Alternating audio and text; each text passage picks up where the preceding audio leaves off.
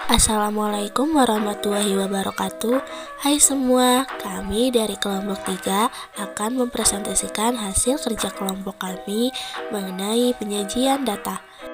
Sebelum masuk ke materinya, kita kenalan dulu yuk sama anggota dari kelompok 3.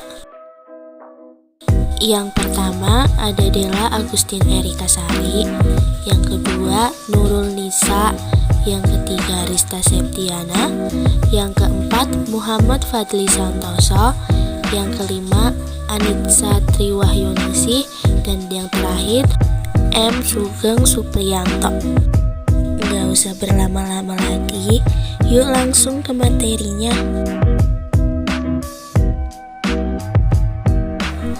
Yang pertama adalah poligon. Poligon merupakan serangkaian garis hayalan yang menghubungkan titik-titik di permukaan bumi. Setiap titik dalam rangkaian tersebut akan menjadi acuan bagi penentuan koordinat titik di sekitarnya. Poligon bisa disebut dengan banyak sudut, merupakan bentuk datar yang terdiri dari garis lurus yang bergabung untuk membuat rantai tutup atau sirkuit. Kedua adalah langkah-langkah menyajikan data dalam bentuk poligon. 1. Menyajikan data anak dalam tabel data kelompok. 2. Menentukan nilai titik tengah setiap kelas. 3. Membuat bidang tempat menyajikan data dalam bentuk poligon. Sudah memuat titik tengah setiap kelas untuk salah satu sumbunya. 4. Memasangkan data yang sesuai dengan nilai frekuensi untuk setiap kelas. 5. Menghubungkan titik tengah setiap kelas yang sudah sesuai dengan nilai frekuensinya, sehingga terbentuk garis lurus yang saling menghubungkan antar titik. 6. Proses penyajian data kelompok bentuk poligon sudah selesai dikerjakan.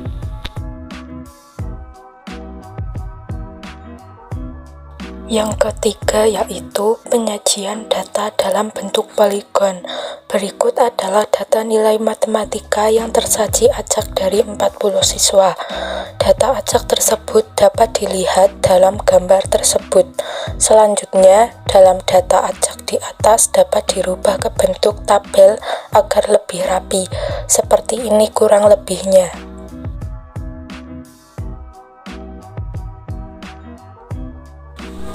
Setelah dirubah ke bentuk tabel, selanjutnya adalah menentukan titik tengah setiap kelas. Nilai tengah diperoleh dengan cara menjumlahkan batas bawah kelas dan batas atas kelas, kemudian dibagi menjadi 2. Seperti ini misalnya, suatu kelas memiliki rentang 71 sampai 75. Maka batas atas dan batas bawah kelas tersebut berturut-turut adalah 70,5 dan 75,5, di mana 70,5 didapatkan dari 71 dikurangi 0,5, sedangkan 75,5 didapatkan dari 75 ditambah 0,5. Sehingga titik tengah kelas tersebut adalah 73 dengan cara seperti operasi hitung berikut ini. X1 sama dengan 70,5 ditambah 75,5 per 2. X1 sama dengan 146 per 2. X1 sama dengan 73. Untuk hasil lengkapnya bisa dilihat pada tabel berikut ini. Selanjutnya, dari tabel tersebut, pasangkan data yang sesuai antara data nilai titik tengah setiap kelas dan frekuensi kurang dari ke dalam diagram Kartesius yang sudah dibuat, sehingga terbentuk diagram seperti pada gambar di atas, di mana bagian atas merupakan frekuensi dan bagian bawah merupakan banyaknya nilai, seperti 73 banyaknya frekuensi 2, 78 4, 83 12, dan seterusnya.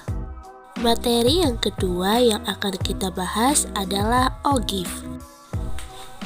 Pengertian OGIF.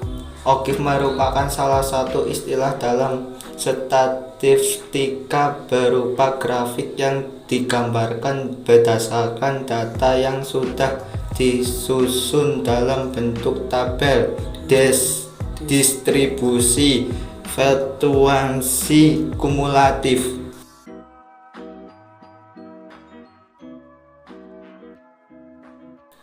Dua, langkah-langkah membuat OGIF. 1. Buat tabel persiapan. 2. Gambar garis untuk sumbu X dan Y dan buat skala untuk masing-masing sumbu X dan Y. Pada sumbu X, skala menggunakan nilai batas bawah tiap kelas. Untuk sumbu Y, dipergunakan frekuensi kumulatif dari masing-masing kelas. 3. Gambar titik yang menunjukkan frekuensi kumulatif pada masing-masing kelas. 4. Hubungkan titik-titik tersebut. Yang ketiga adalah OGIF dibagi menjadi dua. 1. OGIF positif atau OGIF kurang dari. OGIF positif dibentuk dengan menghubungkan titik-titik dengan tepi atas sebagai absis dan frekuensi kumulatif kurang dari sebagai ordinat. Yang kedua ada OGIF negatif atau OGIF lebih dari. OGIF negatif dibentuk dengan menghubungkan titik-titik dengan tepi bawah sebagai absis dan frekuensi kumulatif lebih dari sebagai ordinat. Berikut adalah contoh soal penyelesaian dengan OGIF, di mana suatu kelas telah mengadakan ulangan harian sehingga menghasilkan nilai siswa dengan acak sebagai berikut. Lalu, sajikan data tersebut ke dalam bentuk OGIF negatif dan OGIF positif. Mari kita bahas. Seperti pada materi poligon sebelumnya, kita dapat mengubah data tersebut ke dalam bentuk tabel terlebih dahulu agar lebih rapi dan mudah dipahami. Selanjutnya, kita akan merubah data-data tersebut ke dalam bentuk OGIF positif terlebih dahulu. Untuk membuat bentuk OGIF positif, kita perlu menentukan nilai tepi atas dan frekuensi kumulatif terlebih dahulu. Lalu, bagaimana cara menentukan tepi atas dan frekuensi kumulatif kurang dari? Mari kita simak penjelasan berikut ini. Untuk menentukan nilai tepi atas, kita hanya perlu menjumlahkan setiap batas atas dengan angka 0,5. Misalnya, pada kolom pertama, batas atasnya adalah 56. Maka 56 ditambah 0,5 sama dengan 56,5. Maka dari itu, tepi atas kolom pertama adalah 56,5. Pada kolom kedua pun sama. Batas atasnya adalah 63. Berarti 63 ditambah 0,5 sama dengan 63,5. Sehingga tepi atas kolom kedua adalah 63,5. Seperti itu terus sampai kolom terakhir.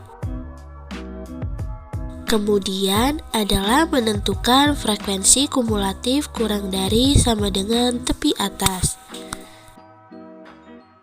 Gimana sih caranya? Mari kita simak penjelasan berikut ini. Dapat kita lihat bersama bahwa tepi atas pada kolom pertama di tabel tersebut adalah 56,5. Berarti kita akan menentukan banyaknya data yang kurang dari sama dengan 56,5. Jadi dapat kita lihat data yang kurang dari sama dengan 56,5 ada sebanyak 2. Kemudian kita lihat kolom kedua. Di situ banyaknya data dari tepi atas 63,5 ada sebanyak 5. 5 itu diperoleh dari 2 baris pertama frekuensi yang memenuhi. 2 tambah 3 sama dengan 5. Pada kolom ketiga juga sama. frekuensi kumulatif kurang dari sama dengan tepi atas 70,5 ada sebanyak 13. 13 diperoleh dari 3 kolom frekuensi pertama yang memenuhi. 2 tambah 3 ditambah 8 sama dengan 13. Seperti itu terus sampai kolom terakhir. Selanjutnya adalah membuat ogive positif dengan bantuan koordinat kartesius.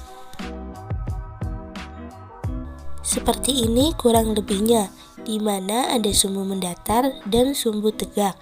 Sumbu mendatar berisi banyaknya nilai yang diwakilkan oleh tepi atas, sedangkan sumbu tegak berisi frekuensi kumulatif kurang dari. Selanjutnya adalah menentukan tepi bawah dari ogive negatif. Masih dengan tabel yang sama seperti pada ogive positif, untuk menentukan ogive negatif, kita meminta bantuan kepada tepi bawah dan frekuensi kumulatif lebih dari sama dengan tepi bawah. Lalu, bagaimana cara menentukan tepi bawah dan frekuensi kumulatif lebih dari? Mari kita simak penjelasan berikut ini.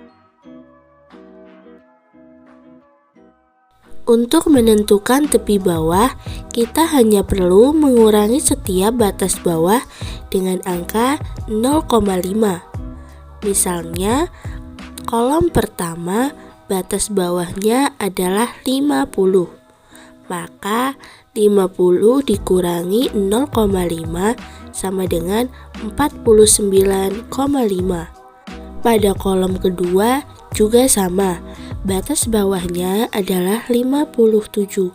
Maka 57 dikurangi 0,5 sama dengan 56,5. Kolom ketiga batas bawahnya adalah 64. Maka 64 dikurangi 0,5 sama dengan 63,5. Begitu terus sampai pada kolom terakhir. Kemudian adalah menentukan frekuensi kumulatif kurang dari sama dengan tepi bawah. Gimana sih caranya? Mari kita simak penjelasannya. Bisa kita lihat bersama, kolom pertama tepi bawah pada tabel tersebut adalah 49,5. Berarti kita akan menentukan banyaknya data yang lebih dari 49,5. Jadi, dapat kita lihat data yang lebih dari 49,5 ada sebanyak 40 data. 40 didapatkan dari seluruh frekuensi yang sudah dijumlahkan, karena semua nilai pada data tersebut jumlahnya lebih dari 49,5. Kemudian di baris kedua, banyaknya data atau frekuensi kumulatif dari 56,5 ada sebanyak 38. 38 didapatkan dari menjumlahkan semua jumlah frekuensi kecuali pada baris pertama. Karena pada baris pertama jumlah nilainya tidak lebih dari 56,5. Pada baris ketiga juga sama. Frekuensi kumulatif dari 63,5 ada sebanyak 35. 35 didapatkan dari menjumlahkan seluruh frekuensi kecuali dua baris pertama. Karena dua baris pertama nilainya tidak lebih dari 63,5. Seperti pada ogive positif, selanjutnya kita akan membuat ogive negatif dengan bantuan koordinat kartesius. Seperti ini kurang lebihnya gambar dari diagram ogive negatif. Seperti ogive positif, ogive negatif juga memiliki dua sumbu, di mana sumbu mendatar berisi nilai yang diwakilkan oleh tepi di bawah, sedangkan sumbu tegak merupakan frekuensi kumulatif lebih dari. Sekian penjelasan materi dari kelompok kami.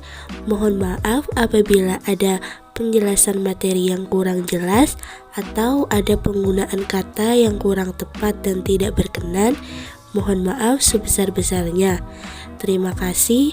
Wassalamualaikum warahmatullahi wabarakatuh.